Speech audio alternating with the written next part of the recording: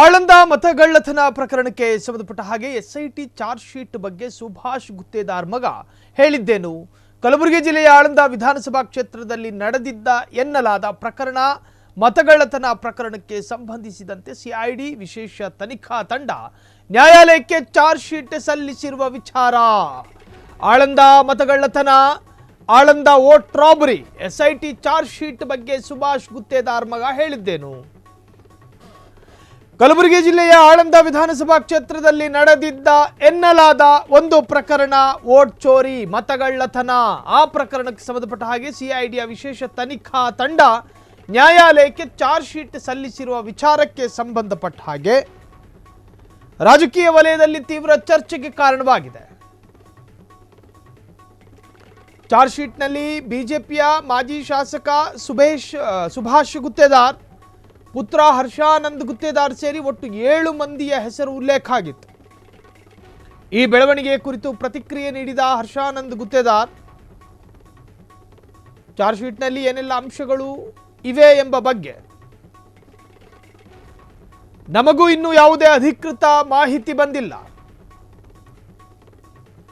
ಸೋಮವಾರ ನೋಟಿಸ್ ನೀಡಿ ನಮ್ಮ ಹೇಳಿಕೆ ಪಡೆದಿದ್ದಾರೆ.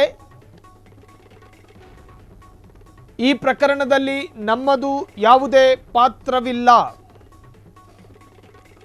2023ರ ವಿಧಾನಸಭಾ ಚುನಾವಣೆಯಲ್ಲಿ ಈ ಪ್ರಕರಣದ ಬಗ್ಗೆ ಆರೋಪ ಮಾಡಿದ್ದ ಕಾಂಗ್ರೆಸ್ನ ಎಂಎಲ್ಎ ಬಿಆರ್ ಪಾಟೀಲ್ ಗೆದ್ದಿದ್ದಾರೆ.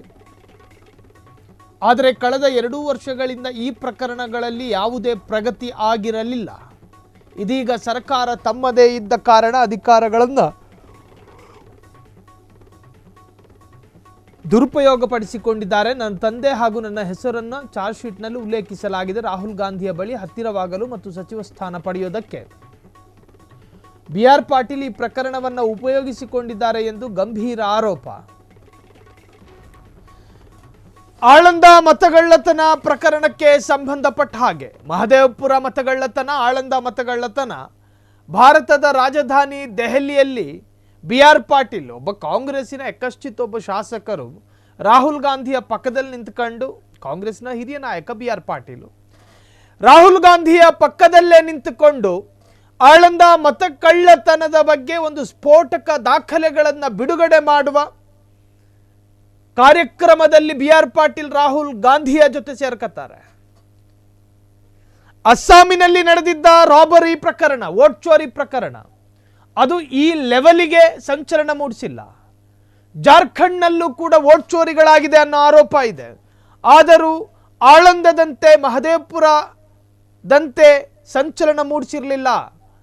ಆಳಂದ ಮತಕ್ಷೇತ್ರದಲ್ಲಿ ವೋಟ್ ಚೋರಿ ಆಗಿದೆ. ವೋಟ್ ಚೋರಿ ಯಾವ ತರಹ ವ್ಯಾಖ್ಯಾನಿಸ್ತಾರೆ ಅಂದರೆ, ಒಂದು ಮನೆಯ ಒಬ್ಬ ಸದಸ್ಯನ ಹೆಸರಿನಲ್ಲಿ 8 ವೋಟ್ಗಳನ್ನು ಹಾಕಬಹುದಾಗಿತ್ತು.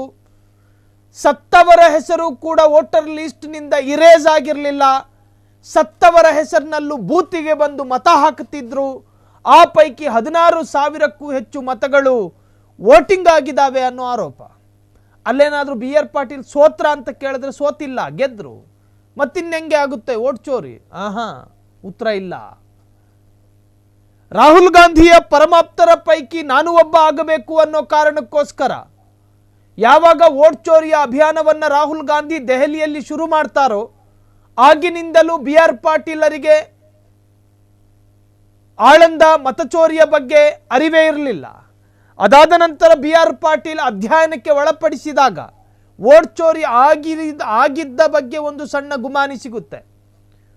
ಅದನ್ನು ಛೇದಿಸಿ ಹೊರಟಾಗ ಆಳಂದದಲ್ಲಿ ಮತಚೋರಿ ಆಗಿದೆ ಅನ್ನೋದು ಬಿಆರ್ ಪಾಟೀಲ್ ಗಮನಕ್ಕೆ ಬರುತ್ತೆ. ರಾಹುಲ್ ಗಾಂಧಿ ಗಮನಕ್ಕೆ ತರ್ತಾರೆ.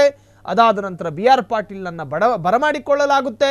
ಜೊತೆಗೆ ಈ ಪ್ರಕರಣದಲ್ಲಿ ಸಂತ್ರಸ್ತ ಅಥವಾ ಸಂತ್ರಸ್ತೆ ಎಂದು ನೋಡಿ, ಯಾರ ಹೆಸರಿನಲ್ಲಿ ಮತ ಹಾಕೋದಕ್ಕೆ ಸಾಧ್ಯ ಆಗಿರ್ಲಿಲ್ವೋ ಆ ಹೆಸರಿನಲ್ಲಿ ಬೇರೊಬ್ಬರು ಮತ ಹಾಕಿರ್ತಾರೆ ನೋಡಿ. ಹೆಸರು ಅಸಲಿ ಇದ್ದವ ಮತ ಹಾಕಲಿಲ್ಲ ಅಂಥವನನ್ನು ಸಂತ್ರಸ್ತ ಎಂದು ಕರೆಯಲಾಗುತ್ತೆ. ಅವ್ರನ್ನ ಕರ್ಕೊಂಡು ಹೋದ್ರು ಡೆಲ್ಲಿಗೆ. ಕೆಂಬಸ್ಸಲ್ಲಿ ಕರ್ಕೊಂಡು ಹೋದ್ರು, ಟ್ರೈನಲ್ಲಿ ಕರ್ಕೊಂಡು ಹೋದ್ರು. ಅಲ್ಲಿ ರಾಹುಲ್ ಗಾಂಧಿಯ ಸಾನ್ನಿಧ್ಯಕ್ಕೆ ಅವ್ರನ್ನ ಬಿಡಲಾಯಿತು.